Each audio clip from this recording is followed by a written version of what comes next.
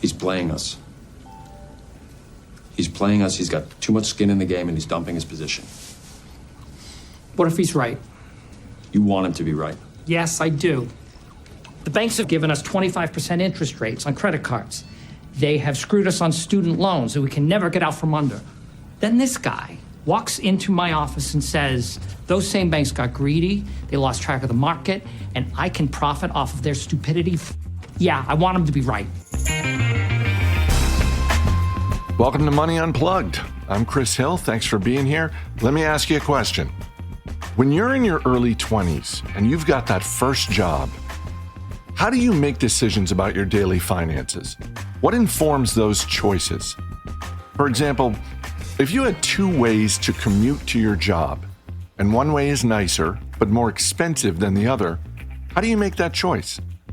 That's one of the real-life situations my guest dealt with when she was younger. Because today, I'm talking with Becky Quick, longtime host of CNBC's flagship morning show, Squawk.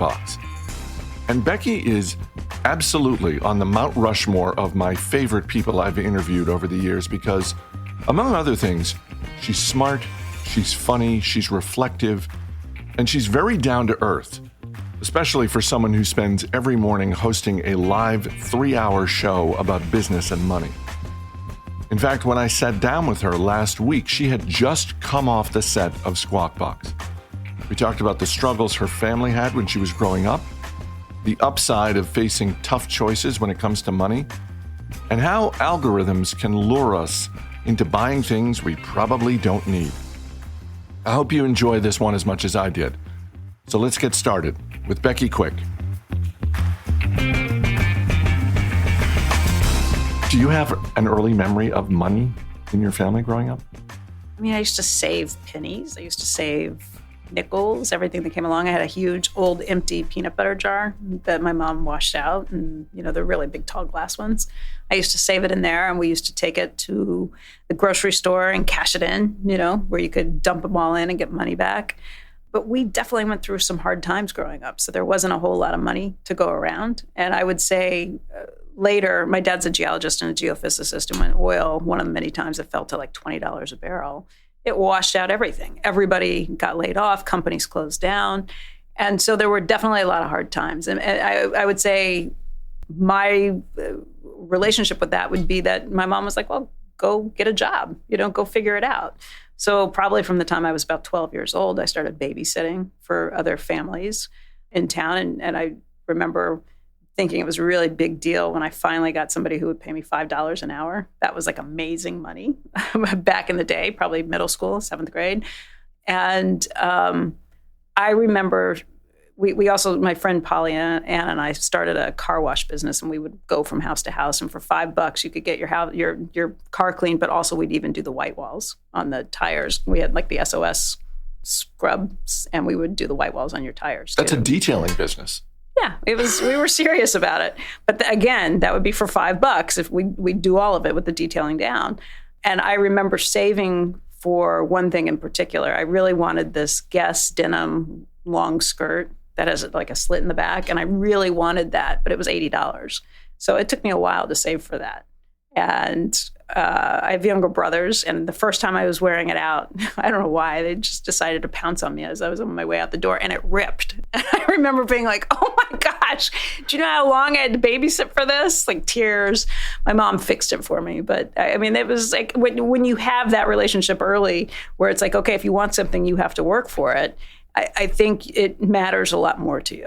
And so, yeah, I think it was probably very good for me to learn that early, that if you want something, you have to work for it. And then you care about it a lot more, and you respect the value of a dollar. You mentioned your dad and the work that he did. And I remember when we had talked at one point previously, we talked about how you moved a lot when you were a kid. Indiana, Ohio, Oklahoma, Texas, New Jersey. Mm-hmm.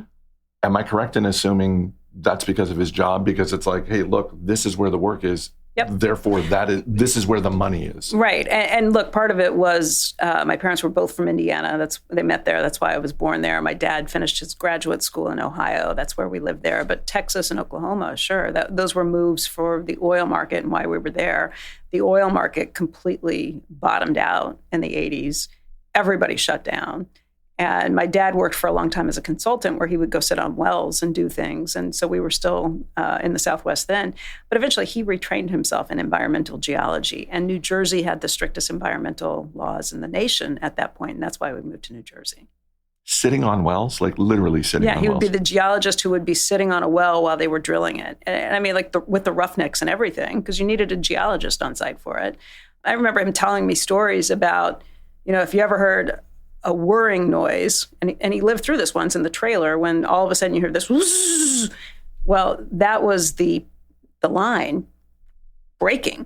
And it's super dangerous because when it comes back up, there's going to be a crash that comes down and breaks the framework that's been set up around the drill. Everybody had to jump off the platform and run. And one guy broke his leg doing it. So it's dangerous work. Let's move to college. You go to Rutgers? Yep. Double major, poli-sci, and communications? Yeah, I can't, stuff that I have forgotten, yes. Yeah. With a minor in English, I guess. While also working at the school paper. Yeah, I kind of considered that my real job in college was working at the paper because I was working there 60 hours a week. It was a daily newspaper, and I worked there from before classes even started. So I kind of consider that my college career. So I'm curious to what extent at that point in your life you're thinking about money. A lot. And well, specifically because we had talked before about you would do internships in Washington, D.C. Mm-hmm. You're thinking, well, maybe that's where my career is going to go. Or maybe it's going to go in journalism, neither of which is a particularly high-paying career on the surface, writing for a newspaper or being a legislative aide. I wasn't looking for a high-paying career. I was looking for anything that was going to pay me money. I honestly, at that point in my life, maybe in high school, before really college, I thought maybe I'd be a teacher because my mom was a teacher. And I remember thinking if I can make $50,000 a year and get a retirement package at the end of that, that would be fantastic. That would be wonderful. And that's really kind of what I aspired to at that point. In college, I was still thinking a lot about money because I was the oldest of four. So again, budget conscientious, trying to think about where we were doing. It was a lot to send me to college. And I remember my rent when I first moved off campus was $275. And I was so excited because I went to Atlantic City one time and I won my rent, like playing roulette, playing it on the four corners, picking up. And that was like a big deal. Thankfully, I didn't follow that path. But You didn't try that strategy every month? Like, time to pay the rent. Let's go to Atlantic City. If I had $5, I could eat healthy because I could go downstairs and get white pizza with broccoli on it, right? Because when I'd run downstairs from the Targum's offices, the newspaper's offices, when I did graduate, and I was just thinking about things I wanted to do. I was interested in politics. I was interested in how the legislative process worked. I loved that. They give you a lot of responsibility when you're a kid and you're down there. But even when I got my first job at the Wall Street Journal, which was kind of by happenstance, as a news associate coming in, doing whatever they said, I was making $25,000 a year. And I remember it being a big deal. I was living in Hoboken with a few roommates, and I had the option. There's two ways to get into the city, the financial district. You can either take the PATH train under the river, or you can take the ferry. And at the time, the PATH train was $1 and the ferry was $2. And it used to be a big dilemma for me because if I took the PATH train, I could also get the New York Times and a Diet Coke. If I took the ferry, I couldn't. Because that was $4, $2, and it was going to be my budget of what I could spend for the day. So on cold days or on days where it was raining, I would take the PATH. If it was a beautiful day and I couldn't not ride the ferry, I would ride the ferry. And here's the other part that was hilarious. My dad, the geologist in him, was like, "Well, New York's due for a big 100-year quake." And if you're underground in the PATH trains, you're down there for how long? I'm like, well, about half hour each way. So he's like, an hour round trip. I said, yeah. He's like, okay, so the odds are 1 in 24 that you're going to be down there when it hits. And none of those were built to code because they're all so old. So that was the added calculus that was going through my mind. Can I take this great ride on the ferry and be out in the sun and just love life? Or should I take the PATH where you feel like you're in these gerbil tunnels and it's disgusting, get there faster, and I can buy a New York Times and a Diet Coke. Oh, but I might be down there when the big one hits. But money definitely played a very heavy role in those decisions. As a father, I understand why he's sharing that, but also that's got to be like... I don't think he realized that it scarred me the way that it did. Yeah, it's like, thanks, Dad. I think this speaks to what a lot of people in their 20s, that first job, go through. And by the way, it's good for you. You should have moments like that. I want my kids to have moments where you're thinking about that, because if it's all on somebody else's dime, you are never owning up and taking responsibility for it. You will never recognize the value for what it is. You should have skin in the game for all of this stuff. I'm not complaining at all about any of this.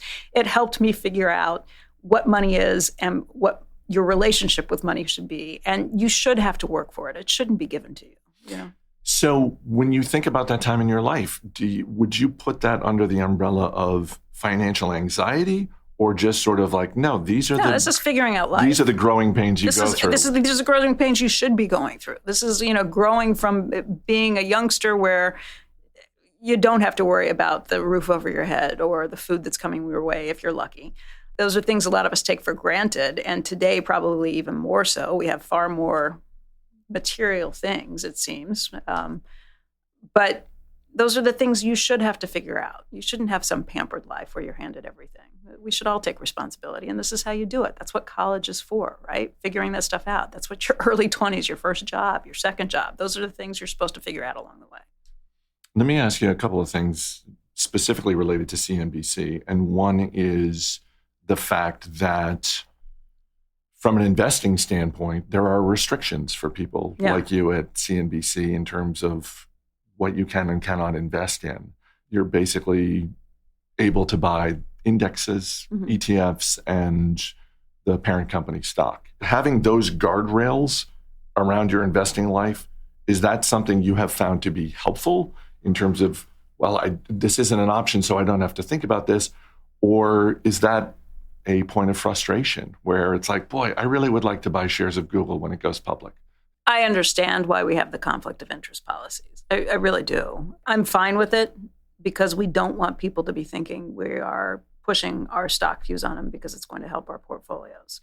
All I have is the S&P 500 and Comcast stock, and I'm fine with that. And by the way, that's what Warren Buffett says. If this is not your day job, that's what you should be doing. It probably has caused me less anxiety over time.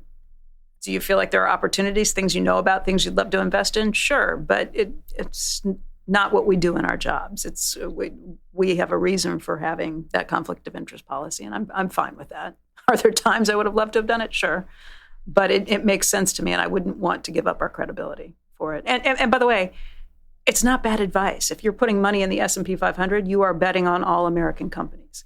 It's not, you're better off being passive. There are very few managers who can actually beat the indexes over a long period of time. Warren Buffett will tell you there's a handful of them, maybe five people he could think of who'd be able to do it. So why pay the fees to somebody else to manage it? You're just as well. And it's a bet on American business, and I'm a huge fan of that. You and your husband both work at CNBC. Yeah. I know there are couples that don't really talk about money before they get married. Since you both work at CNBC, I'm guessing before you got married, you each had a sense of the other's thinking around business and investing, but that's very different from what are your values when it comes to spending and saving and that sort of thing. And so I'm curious to what extent did the two of you talk about stuff like that before you got married? Not a lot, believe it or not. Oh, I believe it. Not a lot, but it's fortunate because I think we see eye to eye on things we would spend on, things we wouldn't. Any big investment or purchase we talk about beforehand. But we're very equal-minded, or like-minded, I should say, in terms of what we think about what we should be spending our money on, how much we should be giving our kids. Those are probably the biggest conversations we've had. What should we pay for? What should we make them work for? It's harder when you have the money to say, no, I'm not going to give it to you, because you feel guilty. As a parent, you want to give your kid everything, but I don't think it's the right thing to do. Our kids have jobs. They work in the summers. And again, my husband and I both grew up doing that. And I think it grounded us, gave us a very good reality when it came to money matters. And we want our kids to have the same thing. So we don't deny them a lot, but we also don't give them everything we could give them. And Our older girls, they shared a car, right? That was ours. We made it very clear, this is our car. Yeah. You guys can use it. Right. But this is not your car. We're paying for college, but after college, you're on your own. You can always come home to live, but we're not going to finance your lifestyle wherever you choose to live. That's not to say I'm not going to help out and do things along the way, but you need to start making decisions about, what you want to do and what you want to be able to do in your time off of work. So. And do you get the sense that, particularly for the older girls, that because they're in college, the lessons that you hope they would take away, do you see those sinking in? Yes, I feel like they're very responsible about money. They are cost conscientious, probably even more so than I was at their age, just in terms of being realistic about things. And they don't, we want to give them things, but we don't want to spoil them. And it's a hard line as a parent. I know a lot of people who kind of struggle with that too. It is a hard line, although I was telling someone the other day, sort of something similar in terms of like, I see my kids having much better money habits than I had when I was their age. And I'm super impressed by that. I mean, I think it will lead to them having better, healthier lives and making better life decisions as a result. I remember my grandfather told me once, Becky, never live beyond your means, because it's way easier to improve your standard of living, but it's really hard to come back down. Like, never live beyond your means. And that's a really great piece of advice. It sticks with me all the time.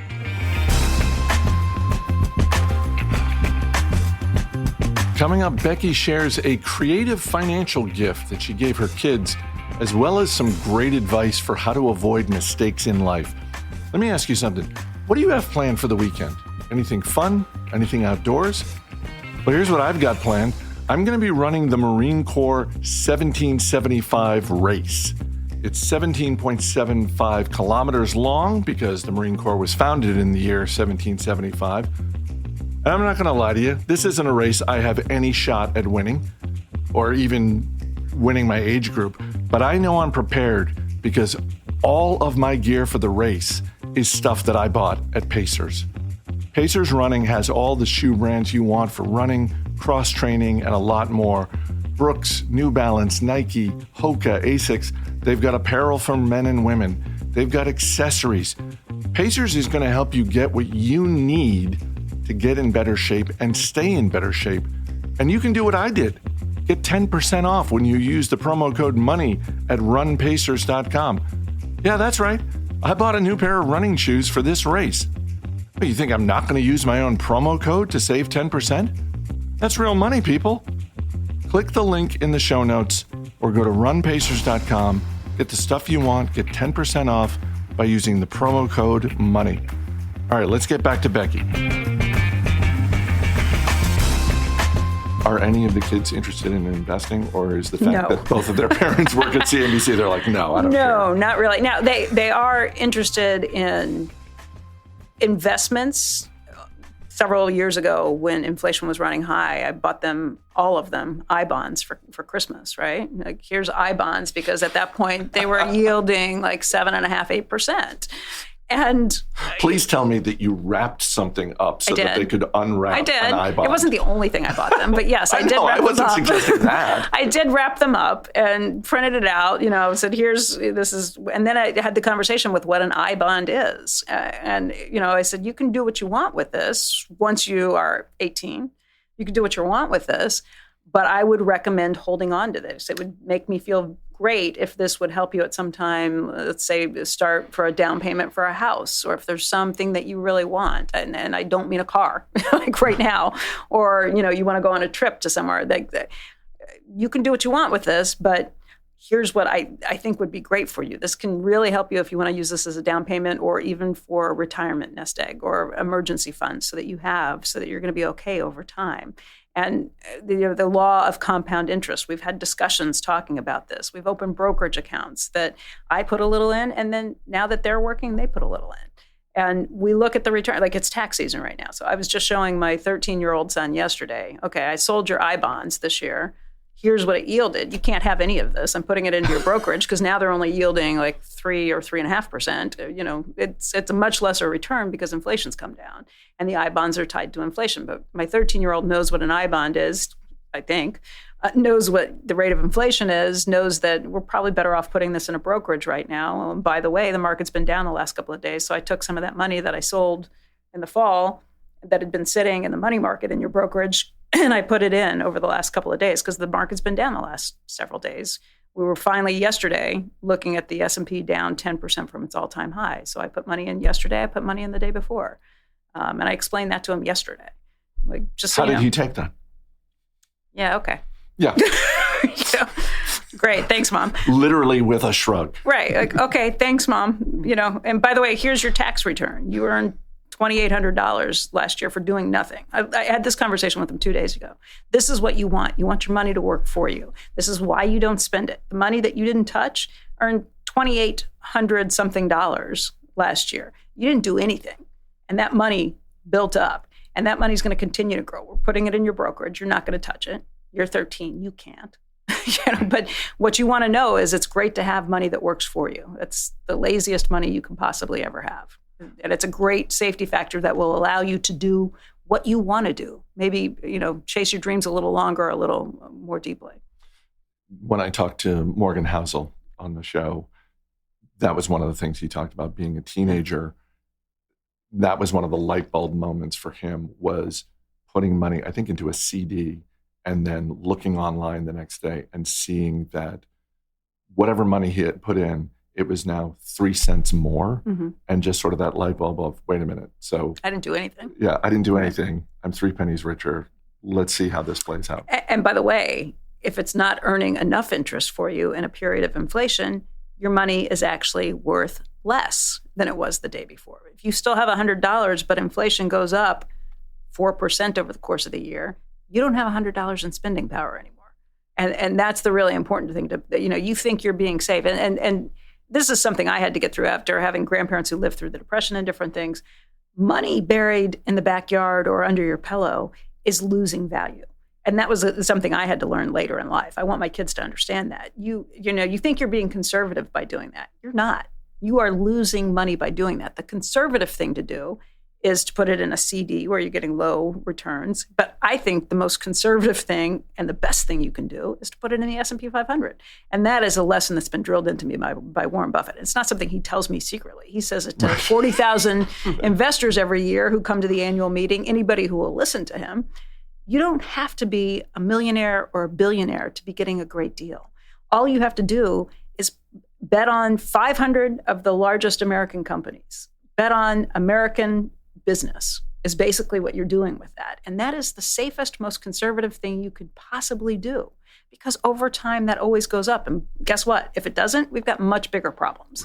Right. It's not going to be your top concern, right? It's going to be like Walking Dead type scenarios. And then you're not going to worry about the money. So to me, that's the most conservative thing you can do and the smartest thing. And that was a mindset that I had to get over as I got older. It's something I didn't understand that I want my kids to understand now. You're losing money if you're not putting it in this. Let's go to the speed round. What is a thing that you have bought that makes you happy? Our beach house.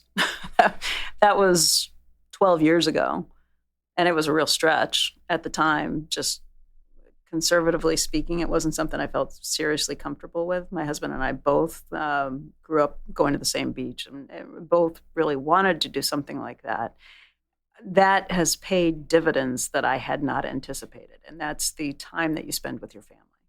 Because when you're there, you're all together all the time. You don't have all the distractions that you have at home, whether that be other friends, whether that be the sports, whether that just be, whatever it may be.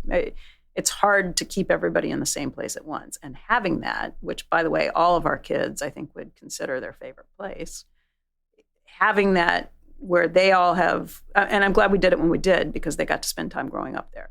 There's always this thought, like, well, let's wait till we're a little more comfortable. Let's wait till whatever. So glad we didn't wait. So glad that the kids all have common memories and all have shared memories. And that's paid investments I had hoped for, but didn't realize how rich they'd be. Have you ever made a purchase that you regret and you still think about it sometimes? I tend to forget that stuff over time. I don't beat myself up for too long. And honestly, I don't make that many purchases. Collectively, I spend too much online on clothes. I've fallen into this like stupid online shopping habit with Instagram or other stuff that I started during the pandemic when we were all trapped at home. They've got my number, like the Instagram algorithm. And now, I get emails from these marketers who have figured me out. I'm really trying to cut back on that collectively because most of it's stupid. Some of it, I give to my daughters before I ever even wear anything. That's collectively, that would be it. There's not one piece of clothing that I really drives me nuts, but it's all stupid. Becky, you bought this jacket. Maybe you'd like this purse. Exactly. I'm way too susceptible to that. But that's because I also don't really go out ever. As a working mom, you get really busy. So I don't ever really go to stores. Everything I buy is basically online. What was the last thing you splurged on just for yourself? I don't really want jewelry. I don't want a fancy car. I don't have a lot of things that I have everything I want or need. If I need anything, I get it immediately. I'm incredibly fortunate and lucky, but there's not a lot of stuff I really want. But if splurging means a pair of jeans, I don't know. There are people who splurge on cars, which are a lot more expensive than a pair of jeans. No, I buy used cars. I don't even buy new cars because it's stupid. You lose the value of the car as soon as you drive it off the lot. What is one thing about money that you wish you knew earlier in life? The law of compound interest. The sooner you start with that, the more runway you have, the more it builds up. I got lucky. I worked at Dow Jones right when I was out of school, and they were pretty paternalistic about it at that point. So they would force you to set aside money in your 401k. Oh, I love that. Yeah, which was great. And they had recently ended their pension plan. So they were putting, after you were there for 3 years, they would put like 15% of your annual salary on top of your annual salary into your 401k. But they also basically forced you to set aside 5%. And that you could have opted out of it, but it was complicated and I was stupid, so I didn't. And that's the best thing that a company can do for you when you're young. Make it really complicated to opt out of the 401k because that money has grown exponentially. I left there, when I was like 29 years old or something. And that money that I've never put anything else into and that I didn't put a whole heck of a lot at the time because I wasn't making much. So 5% of whatever I was putting aside at that time wasn't a whole lot of money. And I only was there for 4 or 5 years of them paying in the 15% of my salary. That was also pretty small at that time. That money rivals what I've saved since then in my 401k plans because it was so long ago. It's... I know it feels like you can't afford to do anything. I was still thinking about whether I take the PATH train or the ferry for an extra $1, or if I can spend the money on a newspaper and a Diet Coke. And that was when I was saving that money.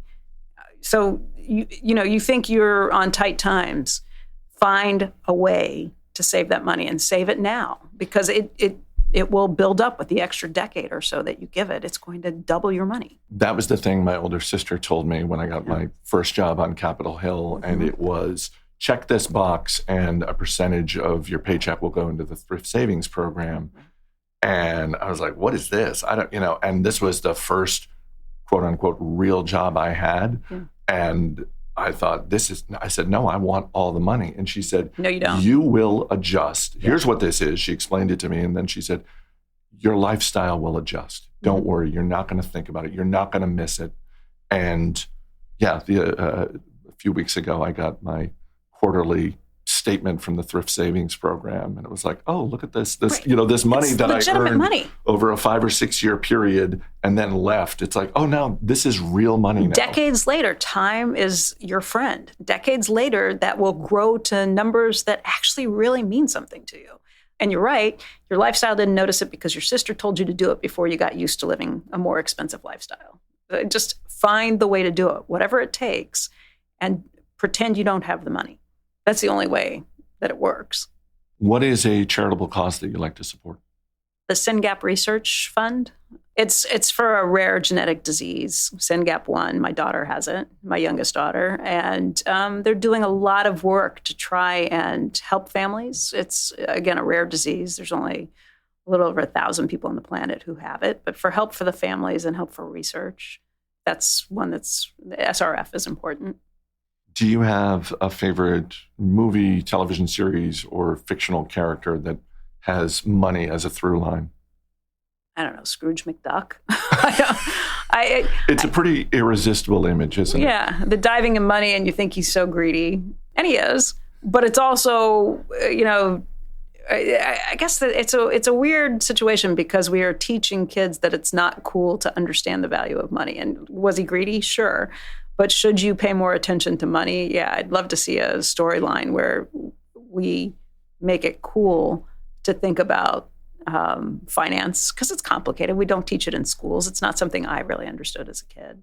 And I think you can give kids a huge step up if they learn these things early. And if we do a better job of promoting some of those things. I just made up Scrooge McDuck on the fly. But that's the one thing I would say. We need more role models to teach kids the importance of money, not necessarily always looking at every money guy as being the greedy Wall Street type in the room. Should you have a conscience? Sure, absolutely. But should everybody understand that, it's good to have investments and to be saving for the future and not be thinking of things instantaneously? Yeah, and I don't think we do enough of that in Hollywood. Anybody who's ever focused on money tends to be a bad guy, whether that be the Michael Douglas character from Wall Street or, it's just, we tend to look at any character who's focused on money as a bad thing. And it's bad to focus on the money for what it gets you if you're looking for excessive spending right now. But it's very smart to look at money as a way to help you chase your dreams, help you build responsible patterns that will take care of your family down the road. I wish we'd do a little more of that. We'll close with a penny for your thoughts. And this is just advice that you can share with people who are listening. It doesn't have to be about money. It can be about anything, but just something you've learned along the way that you would share with people. Listen to old people. Your elders, I guess, is the nice way of saying it. But the older I get, the more I value wisdom of my parents, of my grandparents, of older people you make friends with, you meet along the way. If you stop and take the time to listen to what they have learned, you can save yourself some real trouble along the way. I mean, we all go through that period where you get into your teens and you think your parents don't know anything. Well, you eventually learn they knew everything and they were trying to teach you and tell you things. It'd be a heck of a lot easier to learn from everybody else's mistakes and their collective wisdom than to force yourself to learn it yourself the hard way. And there are some things you have to learn the hard way. But I will say I'm trying. I'm much more present now, I think, in trying to listen to all of them and to learn those things, because I realize how much more I know now than my kids do. And I think when you're a parent, it changes your perspective on those things. But you don't want to learn every single lesson the hard way. It's too exhausting. So listen to some of these older people who really have made mistakes that they care about you and they don't want you to make those same mistakes. They're trying to help you. There you go. You can catch Becky every weekday morning on CNBC Squawk Box from 6 a.m. to 9 a.m. Eastern. It's how hundreds of thousands of investors start their day, and she's the best. If you have questions or feedback for the show, drop a note to info@moneyunpluggedpod.com. I'm Chris Hill. Thanks for listening. We'll see you next week.